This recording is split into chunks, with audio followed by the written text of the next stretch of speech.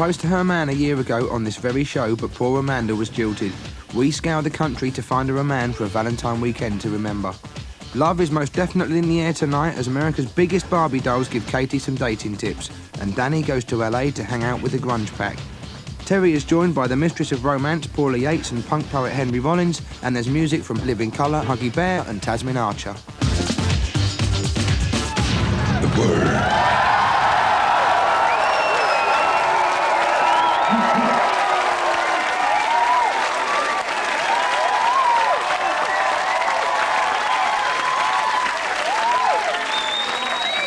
Listen, it's not fair, we've not even started and they're talking behind my back already. Welcome to a Valentine edition of The Word. Now, I mean, I'm not an expert.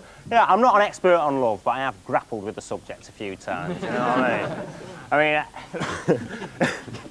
mean? As long as a woman had curves, I had all the angles, most of them pretty obtuse. So really, I'm not the most romantic guy in the world to talk about the love content on tonight's show.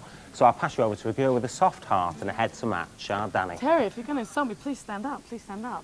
As you all know, it's Valentine's weekend, and we're going to do our bit to brighten up the love life of at least one member of our studio audience. Someone here tonight thinks that they're going to be spending Valentine's weekend very sad, lonely, and very, very single. Well, we've got a bit of a surprise for you, so find out who it is later on. But playing us out tonight on The Word, we have Living Colour with Leave It Alone. Words are very important, but those who take them too seriously will destroy it.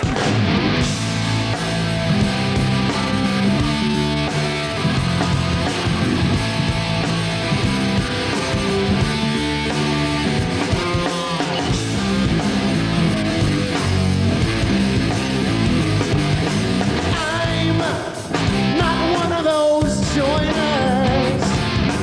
I'm not down with the club. Place I'm going to. You see, it's the whole idea. I just leave it alone. I just leave it alone. Just leave it alone. Yeah. I'm not down with this one. Motives are much too severe, and that one, they're much too serious. I don't plan to make this a career. I just leave it alone. I just leave it alone. Just leave it alone. We're always talking about peace, but it's pieces that we find. What's with all this tension? What is on your mind? Well, we always talk about peace, but it's pieces that we find. Tell me what's with all this tension?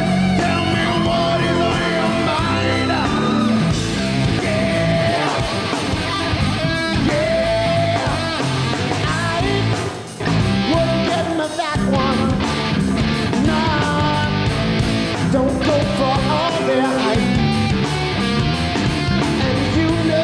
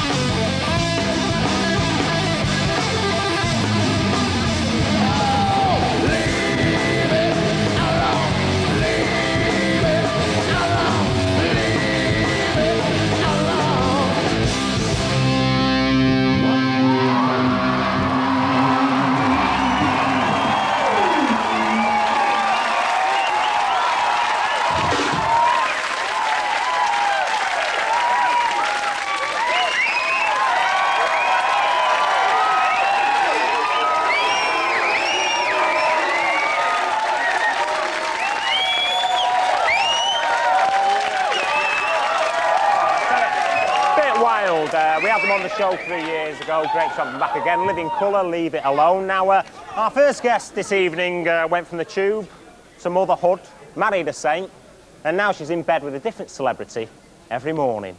And they say that blondes don't have more fun. Paula Yates is no stranger to controversy. She's even tried singing. In her rock chick days, she bagged the King Rat. The authoress of Rock Stars in Their Underpants is now a presenter on The Big Breakfast, and men have been queuing up to come into her boudoir. Welcome to the Word, Paula.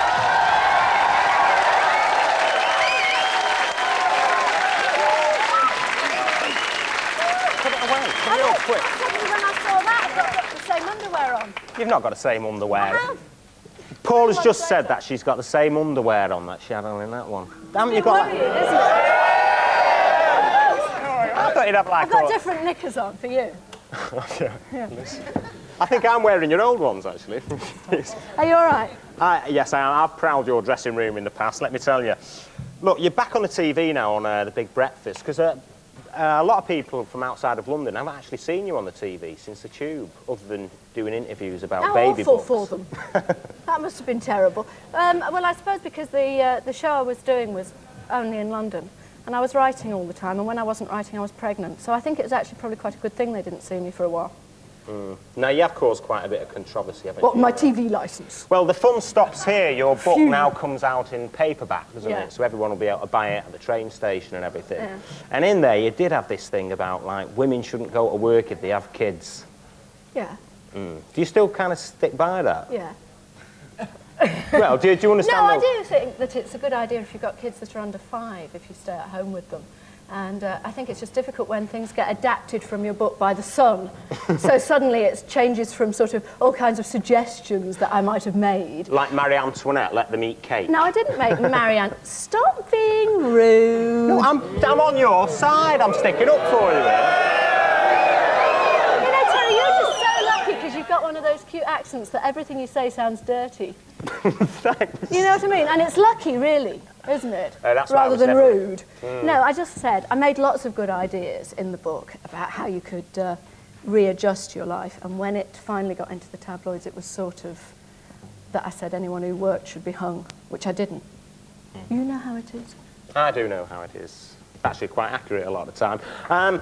Now, about you, I always wondered what you were like at school. What was Paula Yates like to go to school with?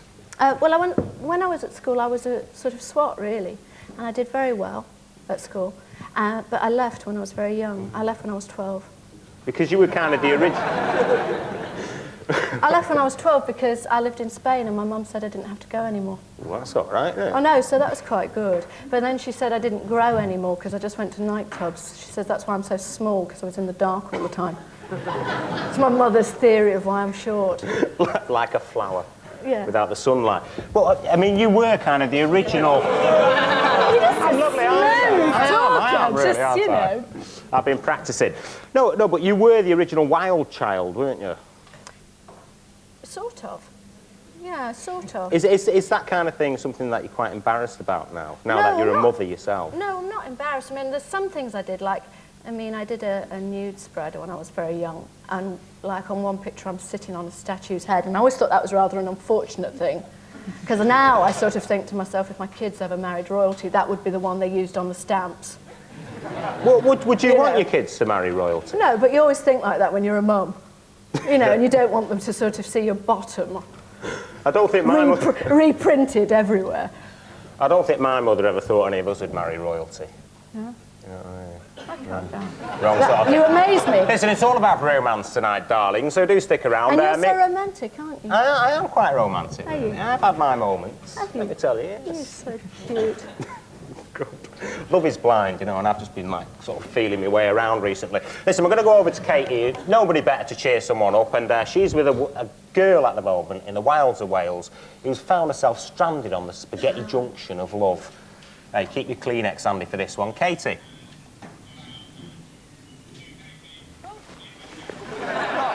Faithful Word viewers may remember Amanda Kobolansky from last year's Leap Year show, where she proposed to the throb of her dreams, taking advantage of an old lover's tradition. Let's have a dreamy flashback.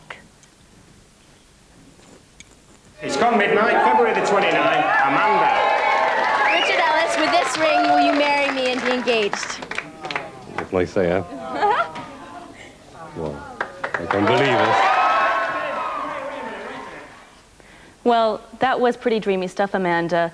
But sad to say that he actually dumped you after that romantic interlude. What went wrong? Just couldn't handle me. Couldn't handle you. Well, you can dry those tears, although you don't look too upset about it, really, because we have organized something pretty special tonight, climaxing in a hot weekend in Paris. Ooh la la. Now over to the man who never knows whether he's coming or going, Terry. Ooh, coming and going. Listen, not tonight, not tonight. I must say, unlike Blind Date, believe you me, we go all the way on this particular programme. No, now, you don't. Now, she has that. You don't at all. We You are doing stopped tonight, 2 though. inches We from- are doing tonight, despite You just what told Paula me you says. couldn't remember anything to say to me. Shh, listen, don't give all the secrets away.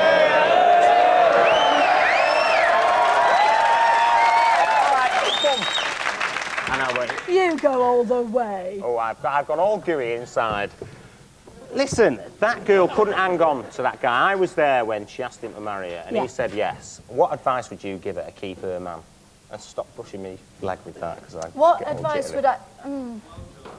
Yeah, I always think, so when you watch Blind Date and you know they have to think of the answers for questions, I always say to Bob, if you said, I like lots of spanking and blowjobs, you'd get chosen every time. So that's my big bit of advice.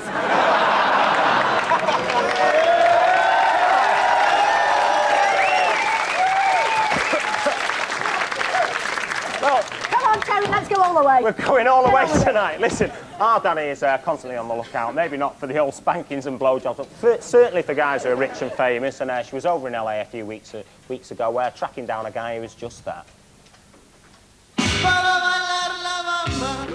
One of Hollywood's hottest rising stars, Lou Diamond Phillips, has never caught a rabbit, but he sure is a friend of mine.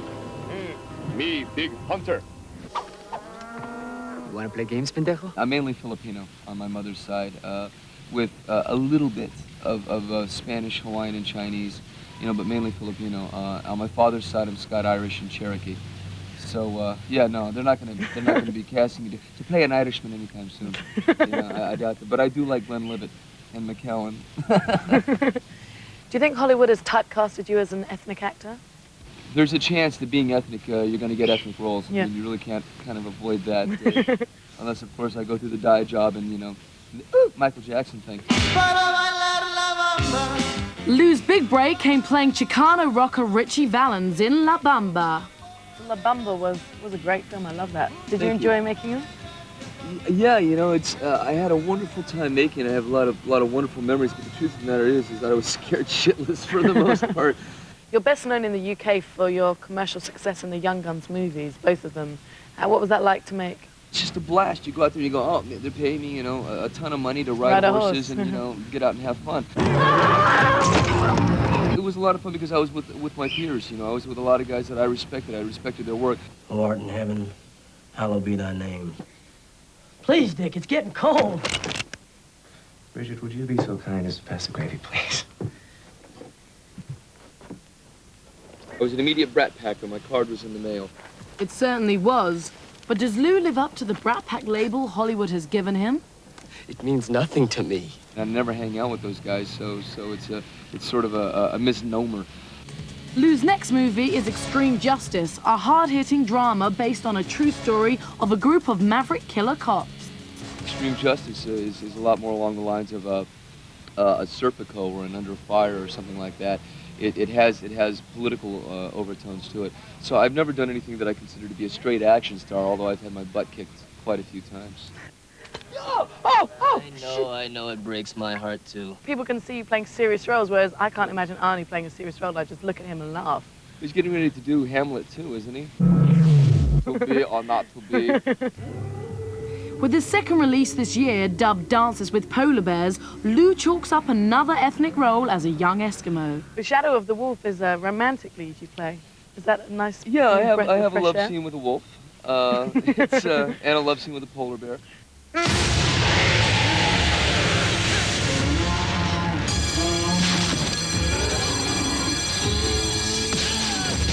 Did your wife mind you doing love scenes? Well, I suppose you didn't had them with horses before.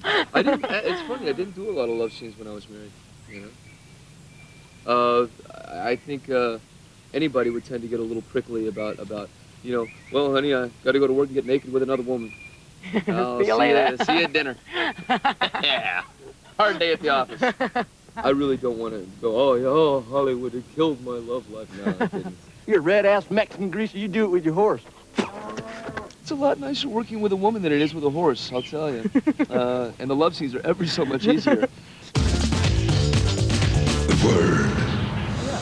Easier working with a woman than working with a horse. Yes, lovely. Anyway, still to come tonight, we've got America's bustiest and bustiest twins. Music from Tasmin Archer and Huggy Bear.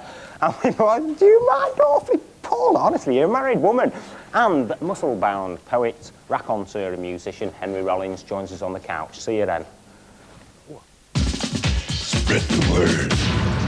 According to Us magazine, who came second to Madonna for sleeping with the most amount of men in 1992?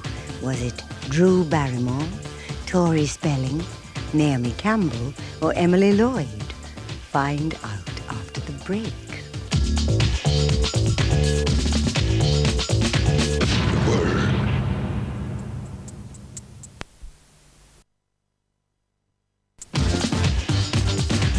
The word. We asked you, according to Us magazine, who came second to Madonna for sleeping with the most men in 1992? The answer is Drew Barrymore. Madonna slept with 8, but Drew didn't do too badly with 6. The word. Well, welcome back to The Word. Later on, we'll be finding out whether jilted Amanda finds a Valentine date for a weekend in Paris. And starting us off now from me, Danny Bear, we're going over to Huggy Bear, and we're going to hear Weird Jazz.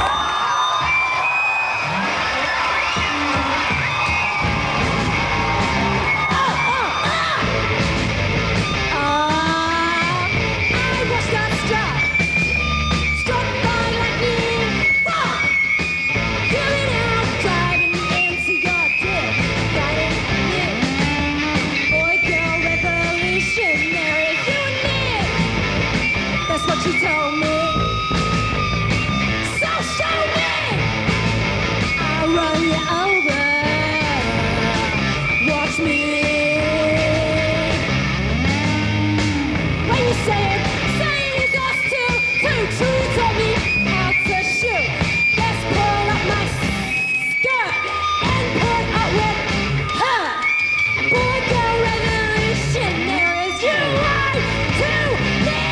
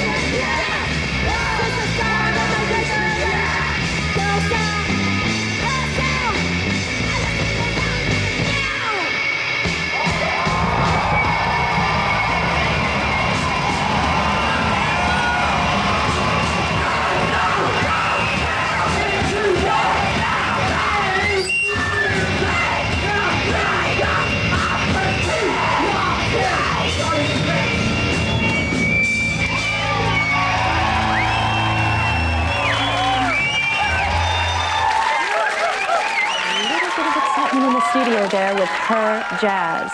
Now, we are in the Gwent College of Higher Education with local girl Amanda Koblinski. Now, Amanda was on the Leap Year show last year, picking out the throb of her choice. And you know what? The guy turned her down. So tonight, we're here to try and rectify matters because we do feel a little bit guilty. We don't take that kind of snub lying down. We're going to help you find a real man. Amanda, what do you look for in a guy? What do you like? Men in uniform, ice hockey players, and American footballers. Well, funny you should say that, Amanda, because just behind this curtain here...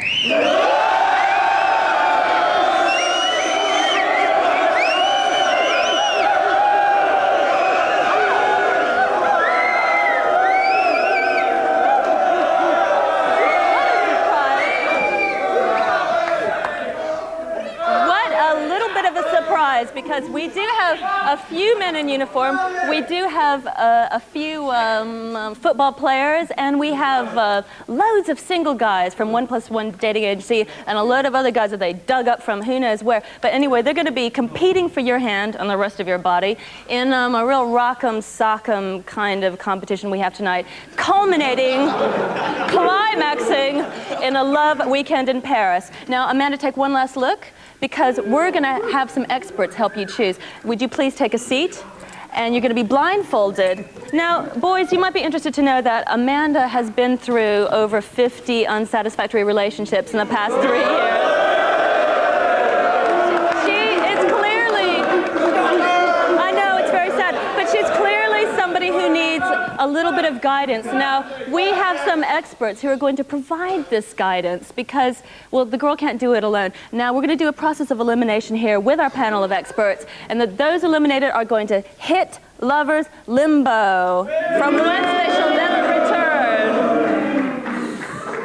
So if I can introduce our panel of experts, we do have a computer dating expert from members, we have an astrologer, and we have matchmaker extraordinaire, Hetty Fisher. Now, one thing that's very important in this kind of sexational competition is safe sex. And we want to know that our boys here are carrying condoms on them at all times, and we've taken the liberty of ransacking their rucksacks. If you don't mind, young man, while I look, oh, well look, we've got some condoms. We have a passport. Wow, you're ready to go. And we've got a safe sex guide and how to put on condoms. You mean you don't know how to... give this to Terry for me? Oh, and this is for Terry. Okay, so that's fine. That's fine, you can stay. But the rest of you bareback riders, I'm sorry, you are gonna have to hit lover's limbo because we don't want your kind around. So get out of here. So if we ambulate back over to our panel, we've dealt with matters of the flesh. Now we come on to celestial matters, and we have Wendy Ann Page, the astrologer for the Daily Star. Now, what are the kind of guys that she should avoid at all costs? I'm afraid Cancerians, it's bad news for them. Friendship, yes. Passion, no. Oh, Cancerians. All Cancerians have to hit lover's limbo. I'm sorry. Get out of here. This is really... Come on, there's more Cancerians. Now, finally, we have our computer dating expert. He's been tallying the information from these kind of questionnaires that all of our contestants have filled out. We're going to come back after the break, and we're going to find out who gets eliminated through this round. So now to a match made in Manchester, Terry and his trousers. Woo. Hey, I don't know, all those bareback riders in Wales, terrible lads, aren't they? Anyway, you may have noticed recently that the spirit of punk is not dead. It's still throbbing in the indie charts, and now it's hitting the cabaret circuit with a strange kind of raconteurism, as you'll see from our next guest. Muscle-bound macho man Henry Rollins burst upon the American music scene with the seminal punk band Black Flag. Henry then moved into stand-up comedy and became known as punk's answer to Peter Ustinov. Now with the Rollins band, he's pouted and flexed his muscles for the Gap. The tattoo on his back reads "Search and Destroy," and Henry wonders why he has trouble communicating with women. Devil woman! Welcome to the world, you romantic fool. Welcome to the show, Henry. Have you met Paula? Listen, Henry, a lot of people who've been kind of buying punk records over the years will know you from the Henry Rollins band and from Black Flag. But now what you're doing is kind of different, isn't it? I mean, it's not really stand-up comedy as such, it's not poetry, it's a kind of in-between thing. Why are people suddenly paying you so much attention when you've been around for so many years? Oh, you just have to wear them down. It's like what U2 does. They just keep hitting you year after year, and finally you relent and buy it. And so, with me, I've been doing talking shows for 10 years. So, I've been doing them long enough, so people are like, all right, we'll listen to you. I've heard you actually do target U2 quite a lot. Is that because they actually took your old record label, SST, to court and kind of made them go bust? No, a lot of bands, a lot of people want to take SST to court.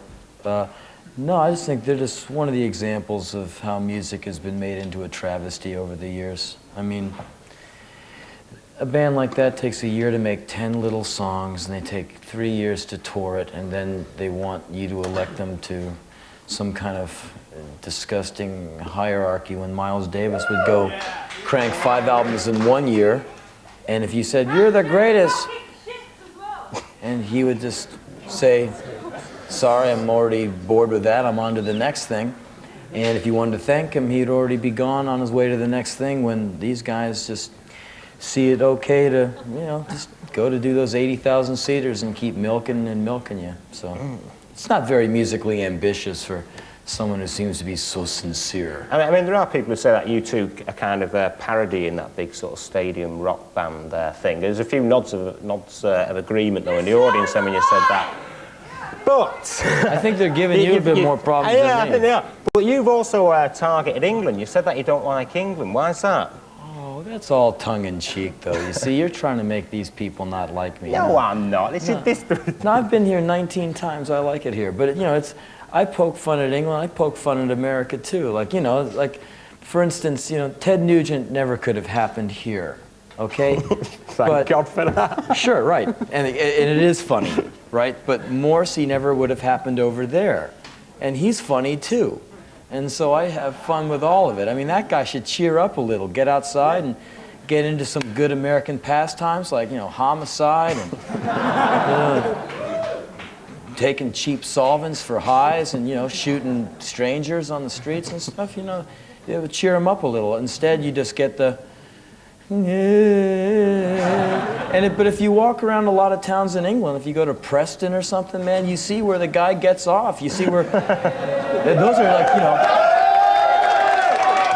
I mean, not putting those places down. They're tough towns to live in, man. You know, people in England, they got sold because those towns are hard, man. Like, you walk I never thought of Preston, though, as like a particular kind of northwest ghetto. Have you walked around Preston? It's not raw, recently, man.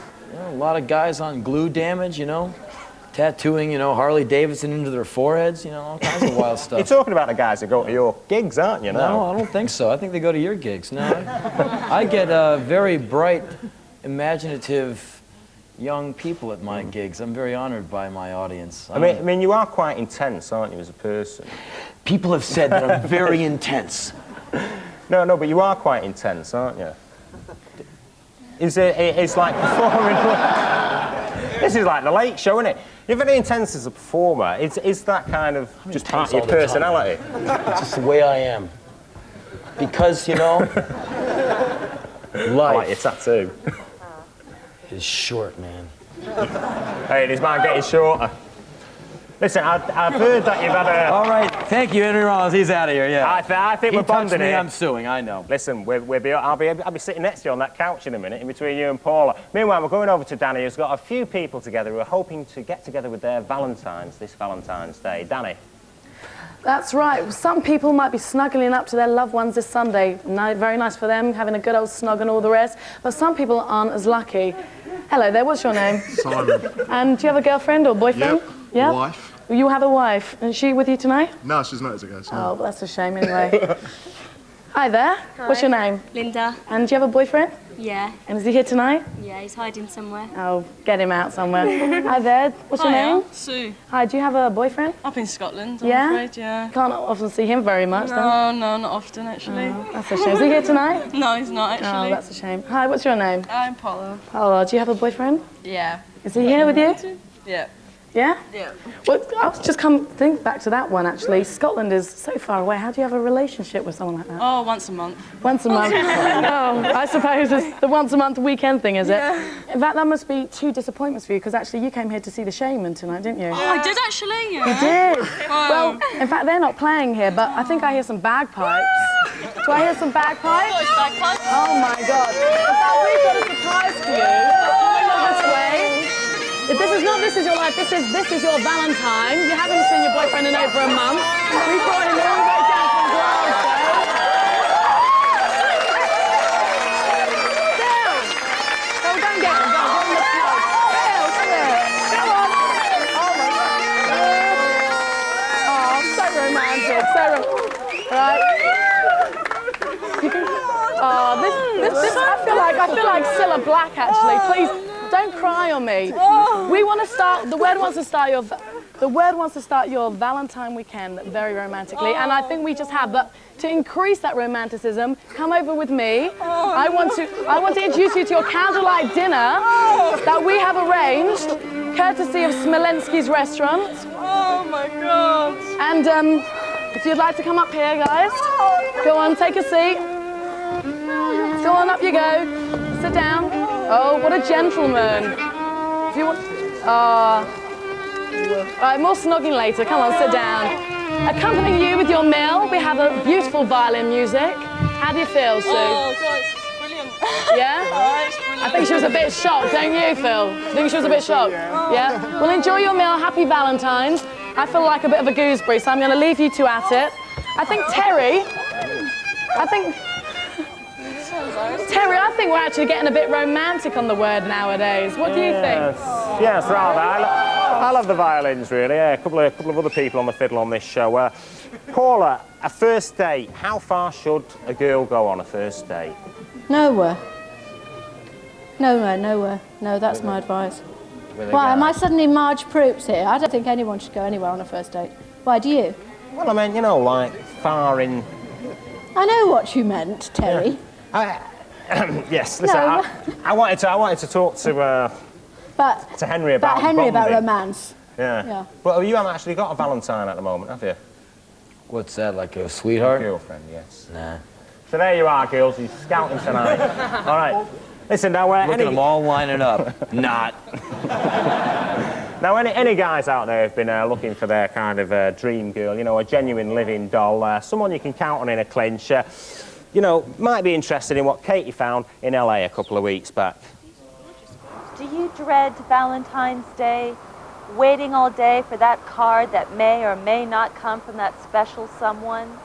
Well, don't despair, because I've come all the way to LA to this swanky hotel to get love tips from America's first ladies of passion, the Barbie twins. Identical twins Shane and Sia are the biggest selling calendar girls in the world. Readers of Playboy magazine thought they were seeing double when the 38 double D-cup Barbies arrived in 1991 and demanded an encore from the one-time belly dancers from San Diego.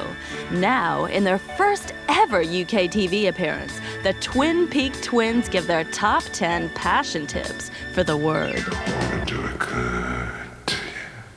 Who is your ideal date for Valentine's Day? Kind of like an old-fashioned country dumb hick.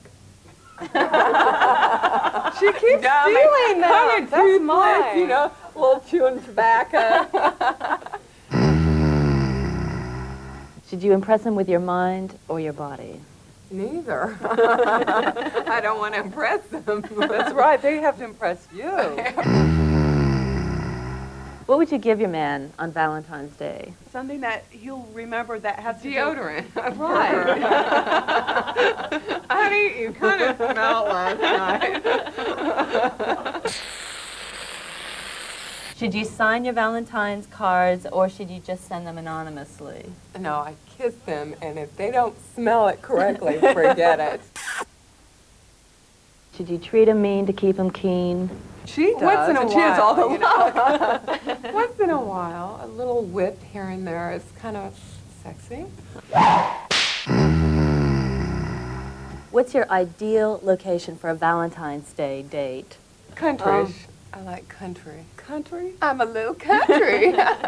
You're a little rock and roll. No, we got it mixed up. I say I'm country and you say you're rock and roll. Oh, that's right.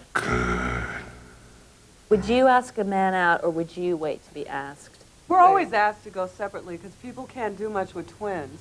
We're talking about prenuptials already. Right here. Is it true that gentlemen prefer blondes? Guys don't like to say if they prefer breasty girls or blondes when they're with them. No, as a matter of fact, they're very careful not to mention, you know, that, not to mention even a compliment, because they always think, I like you for your brain. How far should you go on your first date? All the way at the coast. Let's see. As far as I let them. As far as my stockings go. Oh. Whoops! Broken finger! I want to do it good. What do you say to people who call you bimbos? Absolutely. We are. Yeah? Yes, bimbos. Spread the word. So there's me. Terry, you think all fucking women are shit? Oh! Charlie, so did you like those young ladies?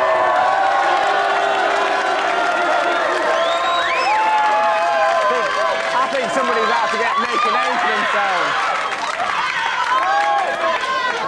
I think somebody's out to make a name for themselves. Definitely. We will be back after the break with music from Tasmin Archer. Yes, we certainly will. Jackie Stallone dishes the dirt and Rolf Harris loses his rag. Come over here, mate.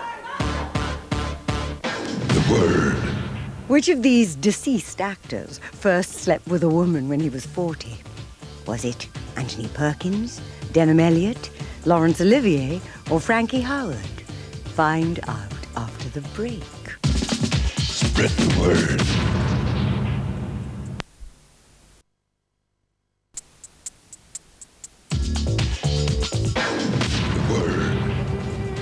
We asked you, which of these deceased actors first slept with a woman when he was 40? The answer is Anthony Perkins. Just in the nick of time. The word. Well, welcome back to The Word. As always, we have a quiet and restrained audience with us. Terry's here with Henry Rollins. What can I say? That's the truth. Terry's here with Henry Rollins and love goddess Paula Yates.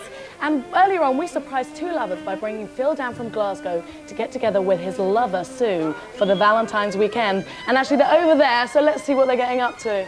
They've been taken out. That's what they're getting up to. Fucking taken out of here to speak in their fucking mind, right?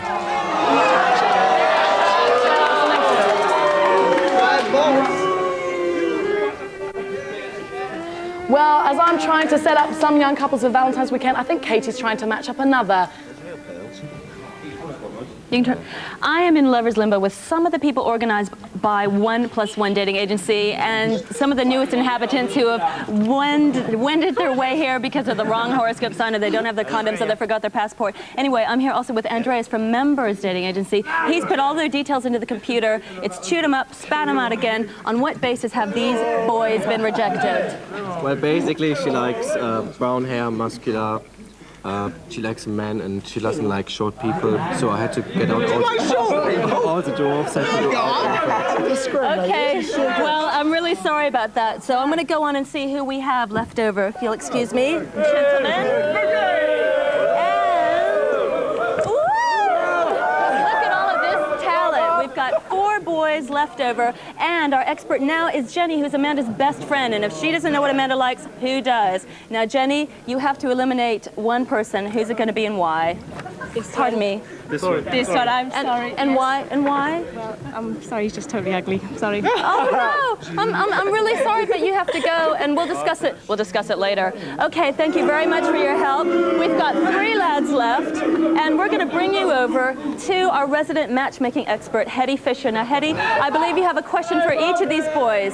Can you give us question 1? Number 88. What method do you use to satisfy your female partner? Oh, this is a bit of an hard one, mate. Lots of foreplay always pleases her, mate, and then, you know, a good old bit of penetration. Okay.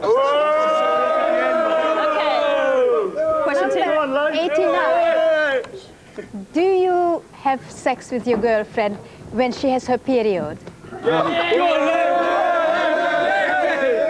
I have done, but I always use a condom. In the past, I have done, yes. Okay. And you, how many orgasms do you give to your girlfriend in one night? It depends. If it's a Friday, we're talking about 7 or 8, but on a weekday, about 2.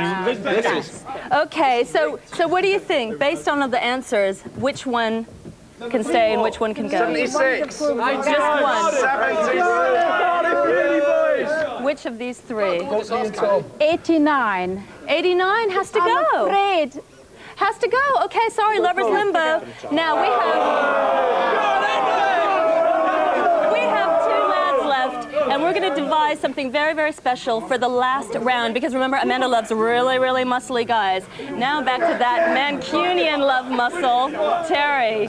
Well, thanks a lot. I have been accused of being a woman hater, apparently, which I think have been used to my sisters and my mother and my girlfriend, but never mind There's about only that. 4 people left in the audience now, so it's all right. That's right.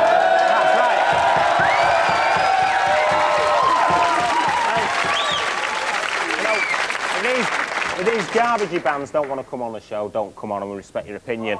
But lovely stuff, wasn't it, from Katie there? I mean, I like that. You know, that's what I like about the Welsh. You know what I mean? The men are men and all the sheep are on the hills, aren't they? Anyway, this week's gossip, we've got Jackie Stallone on our Royals, Macaulay Culkin, and yet another advert for brown, sugary, fizzy water. The following information on star-sensitive stories is for operational use only. And she's buying a stairway to heaven. Ralph Harris is at number 8 in the charts, and he's been a household name for years, a name known to us all except Samantha Fox. Ralph or Ralph? Ralph. Oh, it's Rolf. Don't call me Ralph, I go mad. I go into a mad mode if you call me Ralph. Hate it. Ralph, didn't you actually do Ralph? that? We'll be in trouble. Rolf? Ralph, then. What if I called you Som or Sim or something? All right, Ralph, then. Rolf? Ralph, then. More Dimbo than Bimbo. Here's makeup monster Jackie Stallone on Hong Kong TV. She unleashes her lip on our royal family. Listen to what she says about the Queen. I don't think much of her. I think she's the most greediest woman I've ever met in my life. She'll be ashamed of herself. She should be shot. And Prince Charles. Charles is an old, what would you call it? As low and common as you can get. And Princess Anne. She's a nobody as far as I'm concerned. And Fergie and Andy. Well, these two are 2 trollops anyway. They belong together. But Fergie does have one redeeming feature. My son has dated her. I like her. Well, we all know Fergie's got no taste in men. Separated at birth, Macaulay Culkin and Edvard Munch's The Scream.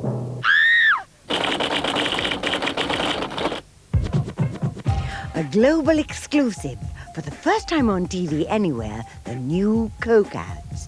Don't bother looking for big stars. The stars of these ads are the directors. This is the latest oeuvre of Mr. Lethal Weapon, Richard Donner.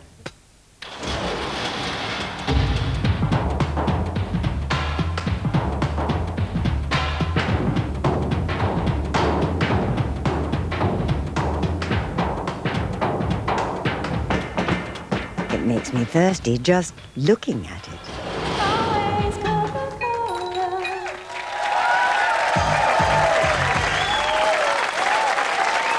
Okay, listen, I'm sorry, we are running fast out of time, so we're going to have to go straight over to Wales now to find out if Amanda has made her selection out of all those lovely Welsh rarebits. Katie.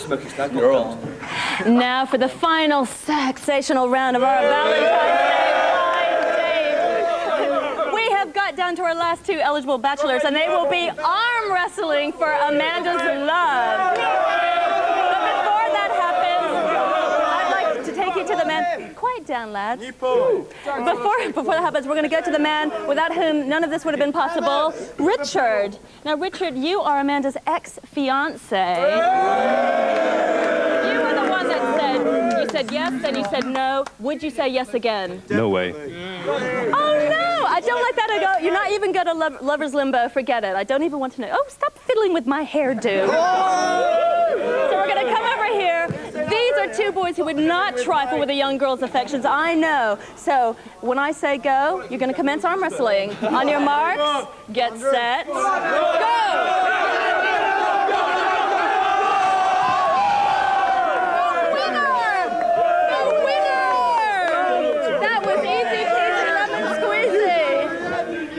Now, this is very exciting. What is your name? Matt.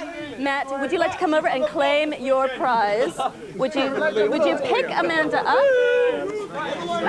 and give her a big smooch and take off her blindfold? Hello, Mum. Amanda, what do you think? Amazing. Are you amazed? Yes, completely. And are you looking forward to your love-throbbing weekend? Of course. Well, while these two get to know each other a little bit better, I'm just going to let you know that we're going to tune in next week and see how they manage. Right, Neil. Terry, I wish it were you. Hey, it seems like fun. It's good fun in Wales. Listen, that's it. We're just about run out of time. You've got your double album out at the moment, Boxed Off, which is you live in performance. Talking and just filling the air with my bad breath. Yeah. and a guy who lived in Leeds for a while as well, recording your albums there. Thank you very much for coming in, Paula. It was an experience I'm going to hold Yes. dear in my heart forever. I think I will as well. That's about it from this week. Next week, Eddie Murphy on the show, various other things, some great music as well. Finish off with Tasmin Archer, #1 recording artist, In Your Care. See you next week.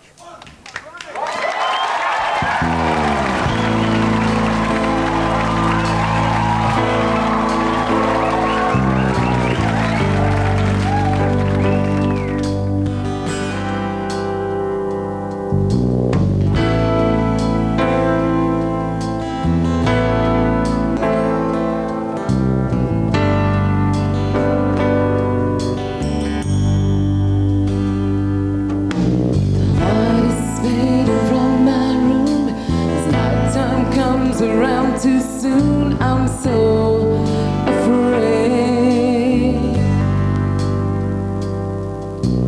Swollen eyes betray my pain as tears fall like the summer rain. I'm so alone. Son of a bitch, you broke my heart. I need a little loving to take away the pain.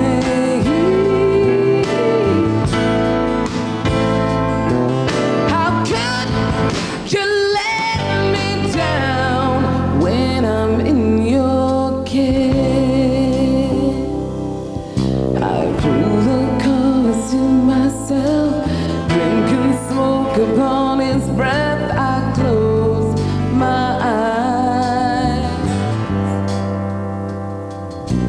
Again, I pray to God above. What have I done to lose this love? Am I to blame? Son of a bitch, you broke my heart. I need a little loving to take away the pain.